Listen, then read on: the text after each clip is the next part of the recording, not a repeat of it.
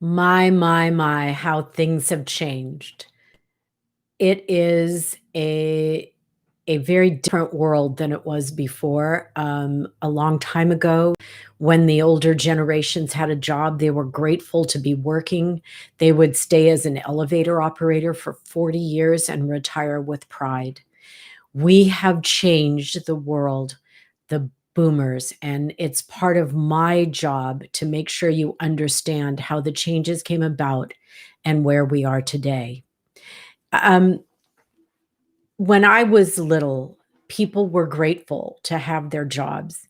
And then as we started getting older and decided our career paths and that women could go to college and that we didn't have to decide who we wanted to be at 18, and life was longer and we lived into our 80s and 90s, people started changing their idea about what they wanted to do to make money and how long they wanted to stay at it and what their investment was going to be. My name is Robin, and I am a money mom. I could be the mumsy money person, whatever you want me to be, but I've lived long enough to know that it is important to love what you do. And when I started my book and started working toward putting together a real complex but pretty straightforward idea of how you should look at your money, I realized there were lots of parts to it that needed attention. And one of those parts is, how can I make more money when I currently feel stuck where I am? So I want to talk about, now that you're really interested and you're reading books and you're taking courses, about what you can do to change that attitude about how you earn your money. It is very clear to me after I started writing stuff. You can see my board behind me. I started writing down things before I did this video to say, how do we behave about money? If you're just starting out, a young person in their teens are glad to get a job so they have spending money for the weekends. And that is a delightful, wonderful, very, very easy way to earn a few bucks. You don't have to love your job, you don't have to like it. You just have to go, be good, be honest, do your job, get your check, cash it, and spend time with your friends. Not hard. Then you go to school and people think, well, I'm in college now. I'm supposed to make up my mind. And you know what? That's not very easy. I have reinvented myself a few times over my career. And I can tell you that reinventing yourself takes hard work, but you can do it. So let's talk about, how do we make more money? The first way we make more money is obviously by stopping the bleeding. Stop spending. We do this all the time. We say, well, I need to make more money, but we don't know why. Why do you need to make more money? Do you need to make it because, well, you felt like you've been at this job long enough, and now that you've got the skill, you would like to be promoted or be congratulated with a better paycheck? Well, yeah, that's one of them. Are you needing more money because your lifestyle is suffocating you and that you're spending too much and that you are in a position that has been determined to make only X amount of dollars, but you need more than that, but you haven't done anything to change how you earn money? Why would they give you more if you're doing the same? I have been through this. I've been working since I was 17, but I've been through this in my more than 36 years of experience. People have come to me as their employer and have said, I need to make more money. You need to pay me more. And I'll say, but you're still doing the same job. And even though I gave you raises, I can't change your job description for you unless you have something new to offer me. And I've had people actually get mad at me and say to me, I have to drive so far to this job. You need to pay me more to make it worthwhile. And I said, okay, but the job you're doing, I'm paying at the top of that line. There are lines. I'm paying you the top dollar for what you're doing. Why don't you move closer to your job? Well, I don't want to do that. Well, then I said, well, then what you need to do is show me a new skill. Show me where in my company can I place you at a higher level. Give me something that I can look at, that I can evaluate and give back to you. So here's what I'm saying to you. First, number one, evaluate why you need more money. Don't be a victim here. Please don't say, they just need to pay me more. Why? You've got to come up, why would they pay you more? You have to figure out, what are you offering to them that makes the job you're doing now worth more money? It's not easy to do. It's not easy to look at yourself and analyze yourself. So I'm going to say, take these top 3 right now. Is it your lifestyle that is making you need more money, but you don't have the skill or the knowledge to add to your current job that would make them promote you or pay more money? If that's the problem, then you're going to have to do a few things that I'll get to. Secondly, do you have the right attitude at your job or in your career that makes people want to pay you for your services? What are you providing for them new and different? Believe me, this world is really fickle. Back in the old days, man, you could stay at a job for 40 years, leave with stock options and a gold watch, and retire. That isn't the world we're in anymore. And as things started to change, I don't think my generation prepped younger generations enough to learn how to do that. But you have to add value. I hear that all the time. Well, what value are you adding to this job that you can get more money? So you have to get a little bit is it circumvent? No. You have to look inside yourself. I don't want to use a word I'm not sure is circumspect. Okay. But look inside yourself and see, what training do you have? What knowledge do you still need to get in order for that job to be better? Are you one of the people at your job, in your career, that is 9 to 5? You don't have any leeway in your hours. You are strict. You get there right on time. You do your job. You keep your head down and you leave. That is not considered management material. That is not considered a person. That would be that person that might have to put in a few more hours. Because let me tell you, the more you go for a higher position and more pay, the more time you have to put in, and the more responsibility you're going to take, and the more they're going to look to you to stand up for the decisions you make.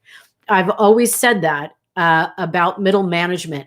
Middle management carried this country in the very in the past, in just maybe the 80s, we started getting rid of middle management positions, and we started having a bigger gap between the top echelon of wage earners and the lower socioeconomic wage earners. That's a problem. When you take out middle management, when you take out the middle management jobs, and it happened first in aerospace, this is what happens. The rich have no one supporting them, and the poor have no one supporting them. The people in the middle that made this country thrive have disappeared. The people in this country that were in the middle, not the 15% higher and the 15% with less money, but that strong 70%, they were the ones that bought 2 cars, bought houses, went on vacations, gave to charities. They were the biggest charitable group in the world. Middle management, middle America.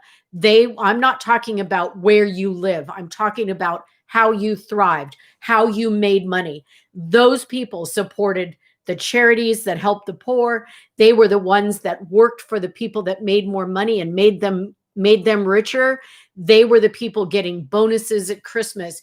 Middle America, middle management. That's what made this country strong. They were the people managing our manufacturing, which we don't do anymore. They were the people in aerospace. They were the people in all the corporations that got there an hour early and stayed an hour late and sometimes didn't take lunch and made this work. And what my generation, the boomers, were a lot of middle management.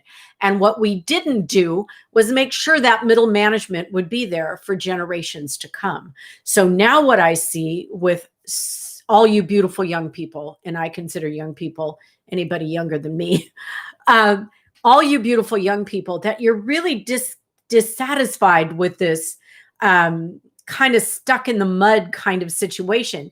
You say, I go to my job, I work hard. How can I get ahead? How can I make more money? I want to buy a house. I need a better car. I'd like to get married. I'd like to have a family. I'd like a partner to travel with. I want to do all these things, and I just don't know where to go. And I'm telling you that it's going to take more skills, more time, your time, and a lot more things than you might want to give right now. And that's where the struggle is. You cannot be a victim of this. You cannot say, well, I'm not going to make that guy richer. You're going to have to. You're going to have to change your perspective on your money and how you spend it and where you get it from and what kind of job you want. Do you realize that most people who quit their job they hate, they say, I just hate my job, I'm going to quit, end up going to the same job, another company, but the same job. If it's the job you don't like, just changing atmospheres is not going to make this better. Just changing where you work will not make it better if it's the same old job. So I'm telling you that if you're laid off and you're not working right now, or you've just started a job and you're trying to see how you can get to a better place in that job, you have to create more skill, more value. You have to give it more time. You're going to have to sit down with your family or your roommate or your partner or your mom and dad and say, I am going to put more time into my career, my job, my profession, and I may not be around as much, or I may not be as present for you as I was, because I'm going to concentrate on this area. It is very clear to me from all the work I've done with people and their money that the ages of 28 to 45 are crucial in a career. A lot of people after 45 coast, and a lot of people before they turn 28 have no idea what they want to do. But between 28 and 45, people are hustling, and there aren't as many jobs anymore to hustle to. So you have to be more. I made a list behind me, and I'm going to read a couple of things to you just so you can, so I can tell you what I wrote down. How can you have chances for more money? You need classes. You need to change your attitude. You have to really like your job. You have to have confidence. You really need confidence to make this change. I can't tell you how exciting it is when I meet someone new who walks into my office for a job and has confidence. Now, I'm going to tell you something very interesting that you don't know. When people are hiring, they're looking to fill slots. And believe it or not, they might want an alpha male or female, one that takes charge, that kind of fills up the room and, takes the breath out of everybody else when they come in and they command.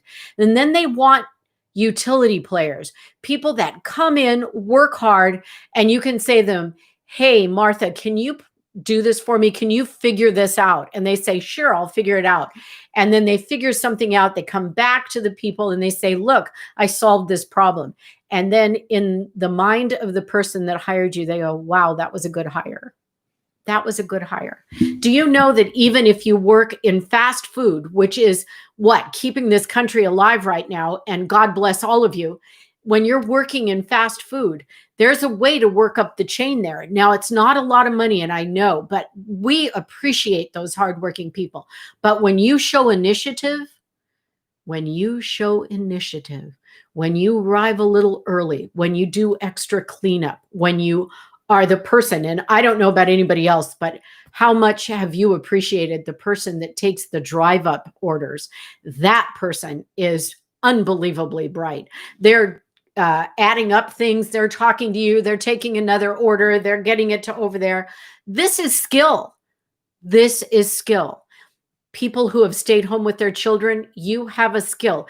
If you have gotten your children to school on time, you've been in PTA, you've got food on the table and your home is taken care of and everybody's where they're supposed to be and you're doing homework and stuff, you're managing and you can't put yourself down. Now, in addition to being out of the workforce, you do have to get some classes. So if you're reading my book or you're taking one of my coaching classes, you will see that you're going to have to enhance your skills all the time. That means brush up on Excel. There are Excel classes that you can take to brush up on how to do spreadsheets. You can get QuickBooks and you can get online and you can take classes to learn how to do that. Having those skills when you walk into a job give you a step up. If you're going into a company that needs business writing skills, when I was younger and my kids were little, I took a PR class in night school. I took a business writing class. I took shorthand. Of course, shorthand isn't used anymore. I took typing. I wanted all of the other skills that I didn't learn in school to kind of come in and work with me. Those things are available at a very low cost, but will help you on your resume, especially if you need a resume. Most companies need one. So here's what we're going to do. Analyze, number one, why do you need more money? We all want more money. Why do you need more money? If it's because your lifestyle is too much for you, then you're going to need to scale back.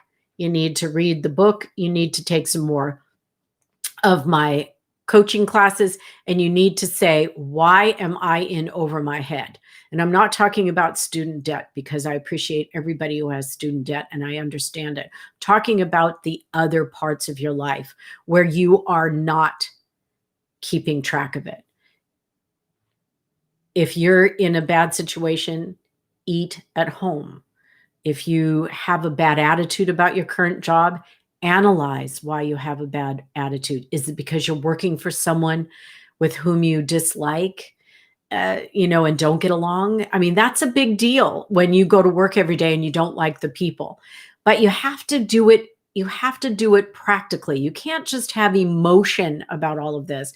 You have to analyze it practically. You have to step outside yourself, put on your big person pants and say, is it the job or is it me? Do I have a bad attitude? Do I have extra value to offer them that they would look at me over so-and-so? And you know what? Analyze who you're working with. And if they're going ahead and you're not, find out why. Speak to them. Take them to lunch and say, I've been at the job longer than you, yet you've been promoted and I haven't. Tell me your secret. Learn those things. Please do not go in anywhere with some huge ego. Confidence and ego are very different. Make sure you go in with confidence that you have value, but don't go in with ego that makes you think that you're better than everyone, because you're not. You're not. You have to prove with your skill. So, how to make more money? Spend less. Analyze why you need more money. What area do you need to improve on? Check your attitude at the door. Get those skills in place. Find out what your job is doing. Get some history. Come in. Be knowledgeable. Everybody likes someone who says, sir, I actually read about you and your rise to this business and what you've done. And I really admire that. And I'd like to add more value to your company. Can you tell me how? What would you need from me? I really like this company. I really like this job. I would really like a better position. Guide me. Ask HR. And if you're in business for yourself, research, figure out what the most successful people in your job description are doing. Find out, are they on LinkedIn? Are they doing Google ads? Are they on Facebook? Are they promoting themselves in Instagram? I mean, have they got a foundation for promoting themselves that make them look like they're the one I should hire rather than you? What you want to be is when you walk into a room with confidence but humility. You want to rise to the power of the most powerful person in the room. You want to look people in the eye. You want to say, I understand. I see what you're saying. Thank you so much. You want to be dressed well and groomed well. You want to make that presentation that makes them remember you. So, why do you need more money? What is going on in your lifestyle that is burying you or suffocating you?